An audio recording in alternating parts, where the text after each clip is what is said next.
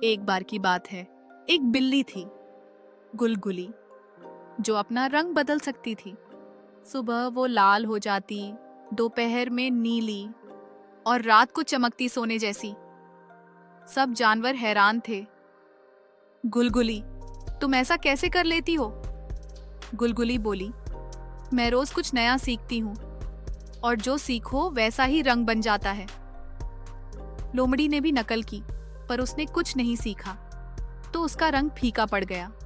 सीख, अगर आप रोज कुछ नया सीखें तो आप हमेशा चमकते रहेंगे। तो पसा मुनीर कब देखी